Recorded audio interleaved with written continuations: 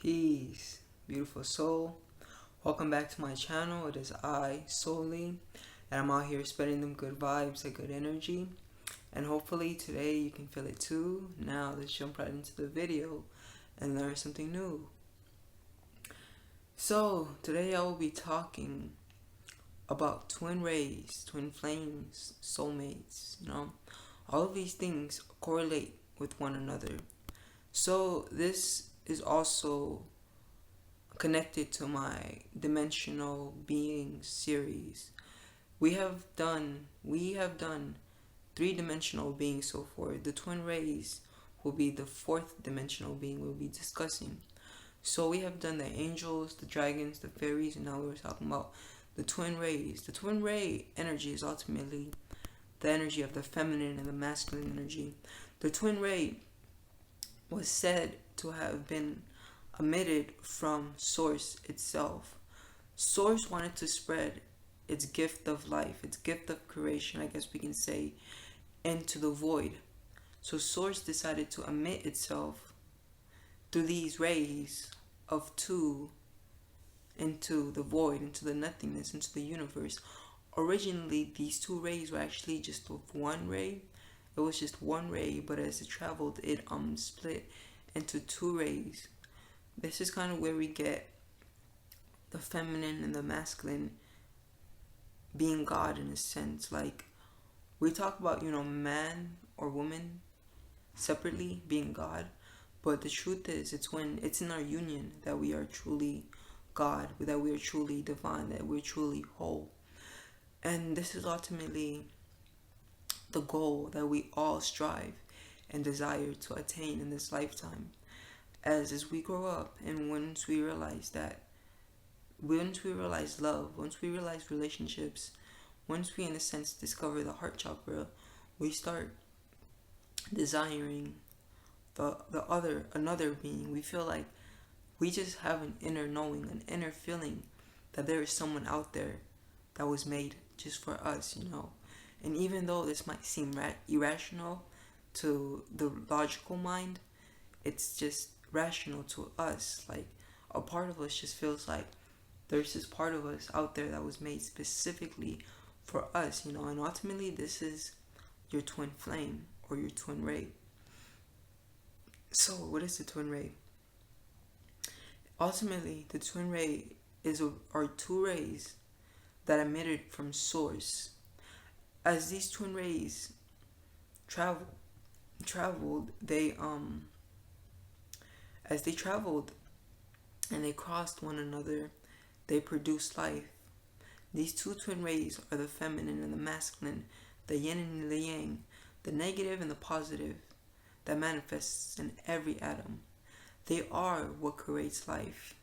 So as these two rays travel through space and they cross one another, they manifest beings, creation.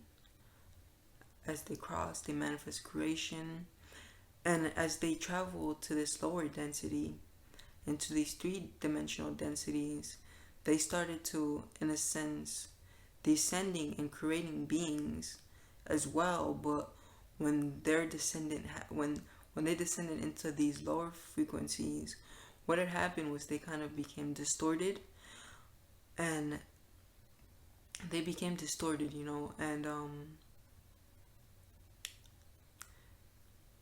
and in a sense there was a splitting between the two, and this in a sense was like how twin flames manifested, we can say, and to a degree soulmates were like a byproduct of this split.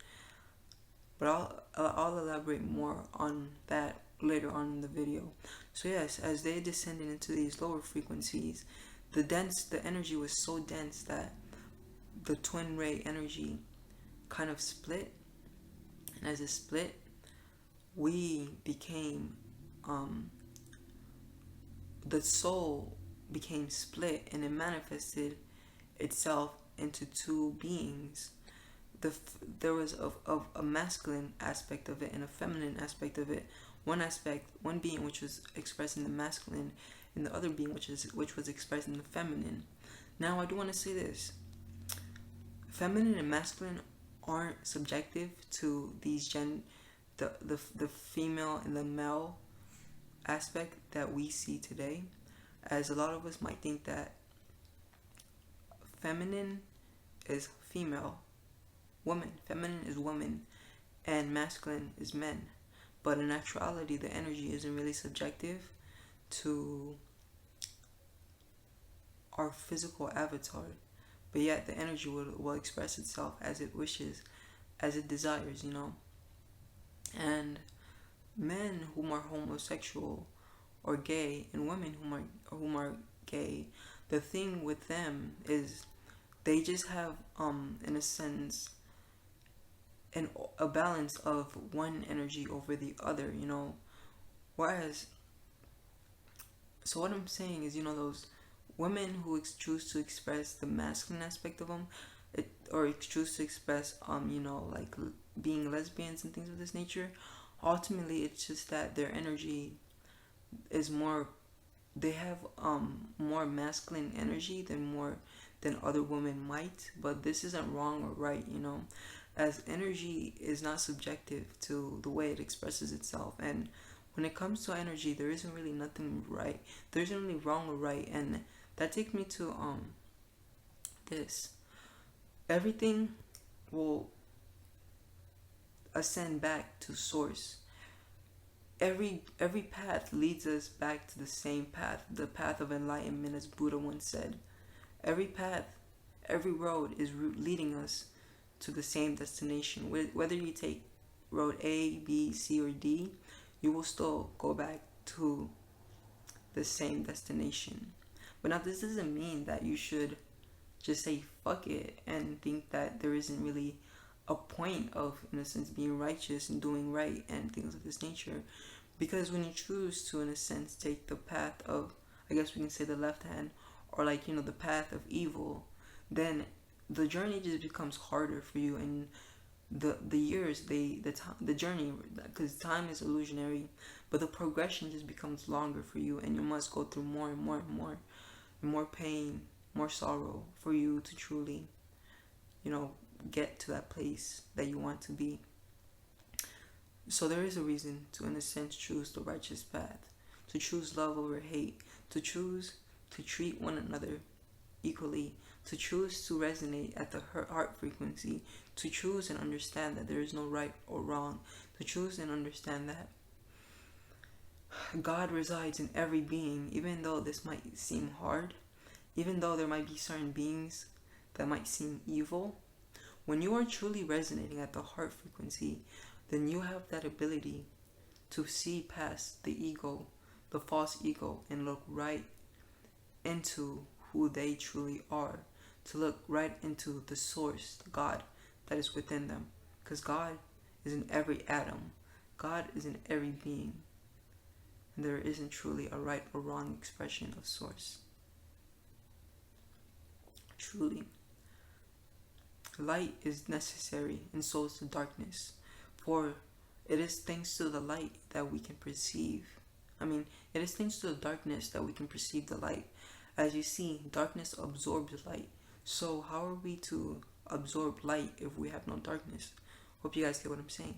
But it's back to twin flames. So yes, the energy will manifest itself in whatever which way it desires, you know?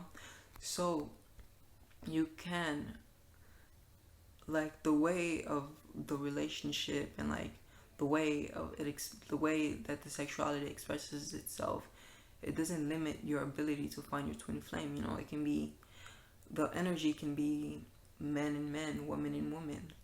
Even though we are living, you know, in a society where we have been so, the energy of sexuality has been so distorted. It was already distorted right once we came into this physical manifestation, as the energies are already dense. So to a degree, you know, this expression of sexuality that we see here in this physical realm, it isn't particularly really the right expression of sexuality.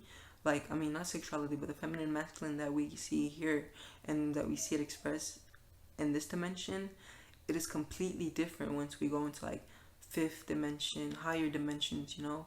We to a degree, don't really know how to express the feminine and the masculine 100%, but it has been distorted even more, to the point where sexuality is being so suppressed, and we don't realize what sexuality is, and to the point where the energy is so distorted that we are now talking about there are more than two genders. And what sense does that make? But because truly, it's a twin race, the feminine and the masculine that came into this existence, came into this reality, and chose to manifest themselves. So a twin flame. Let me talk about twin flames real quick. So what is a twin flame? The twin flame is the other part of you. That desire, that feeling that you have a person out there that was just made for you. This is your inner knowing that there was a split within your soul. This is your inner knowing that there is another part of you out there. And that, in a sense, is what drives our desire, is the fuel for our fire, to desire, to experience love, to jump into relationships and things of this nature. As you know, it is said that when it comes to the twin flame construct, there tends to be a runner, the runner and the chaser, the runner and the chaser. So ultimately, first and foremost, I want to say this. When it comes to twin flames and finding your twin flame, you never truly really want to be looking actively, because you see, when you are chasing something, that means that something is running. When you are chasing money, it means it's running from you. When you're chasing love, it means it's running from you. In order for there to be a chase, there must be a runner, you see. Now do you understand? So, let me talk about the law of correspondence, which explains that as within, so without, as without, so within. So, with that knowledge, you should understand that love must begin from the inside. It is said that you cannot love another being unless you learn to love yourself. As you treat others the way you treat yourselves, and others treat you the way they treat themselves, and you truly are a walking reflection, a walking energy, rather, I should say, of how you want to be treated. The way you treat yourself is the way that other beings will treat you. So the immense and the amount of love you can give yourself is the amount of love you can receive. So now, a lot of us tend to not know this. So what we do is we tend to go out into the external world and we tend to chase love. But you see, when you are chasing love, the energy you're emitting out into source, out into the universe, is this energy of lack, this energy of lacking love, because the energy that you're emitting, or the way it is interpreted, is this person is looking for love, so this means that this person doesn't have love. So you must first learn to harbor, learn to I'll just use harbor. Learn to harbor and develop love from within, Learn to love yourself. Learn to become whole within. And your external reality will have no choice but to reflect that to you. As you see, the twin flame energy, the twin flame reunion is truly the integration of wholeness.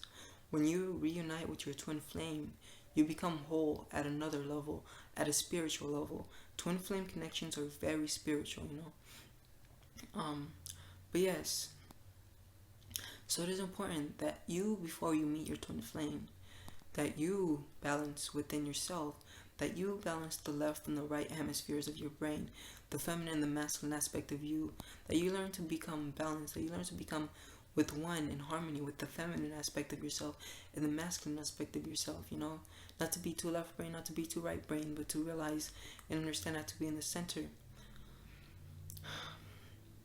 And this will in turn,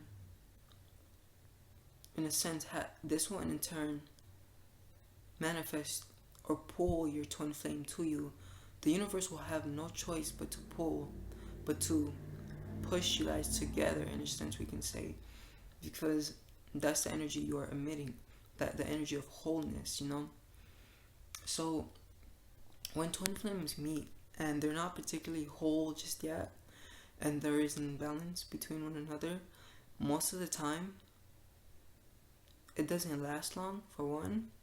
But most of the time the energy is more destructive than constructive, and this is where, in a sense, karmic ties come. You know, this is where we talk about karmic twin flame relationships. Twin flame relationships that are more rather to teach you a lesson than rather to be a blessing, you know. And those do exist as well. Don't get it twisted. But everything is for a reason, you know. It's set that way for growth, because that's ultimately why the twin flames split, and there wasn't necessary. I mean, the soul split. For one, it was also for growth. It is said that Jupiter, the planet of expansion, the planet of growth, spiritual growth, predominantly, was responsible for the splitting of the two souls. And I got that from my beautiful friend Santos Bonacci. You know, he shared that information with me. So I don't want to particularly take credit for it, but yes.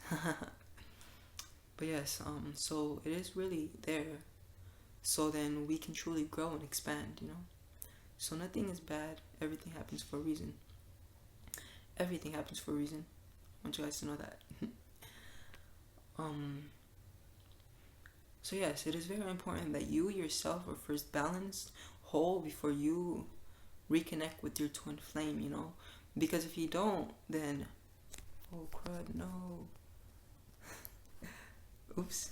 But yes, you know, because like if you don't, then your twin flame might rather, the energy might be so intense that it might rather be destructive rather than divine and healing. It might, again, really, it might rather be destructive, you know. Destructive. Now let me just play with this real quick. Okay, yes. As I was saying, it might be destructive, you know. So it is very important that you balance your energies first before you go out and look for love. Learn to love yourself. Learn to be at peace with yourself, oneness with yourself, and things of this nature, you know.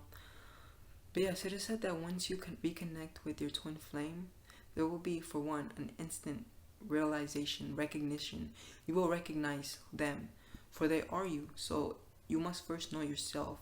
Once you know who you are, you will know who they are, because they are you. And there will be, you guys will spark in each other DNAs. You guys will awaken the galactic DNAs within yourself. Visions of your past reunions, your past life, the times in your past lives when you guys were together will come to you. You will see when you were together and where you guys were together, and everything will just reconnect, because that is your other part of you. That is your twin flame, your twin ray, the feminine to your masculine, or the masculine to your feminine. But it's important that you first be balanced and be whole within, so then you can attain this beautiful relationship, this relationship that's rather based upon spirituality more than anything. And I guess I would like to share my experiences with twin flames, you know, or twin flame, the twin flame energy. So I remember there was this one time when, you know, I was it all begins with being authentically yourself. When you are authentically yourself, your twin flame is drawn to you, is attracted to you, because your twin flame is you. So how are they gonna know that it's them if you're not being you yourself? And so there was this one video I was making, you know.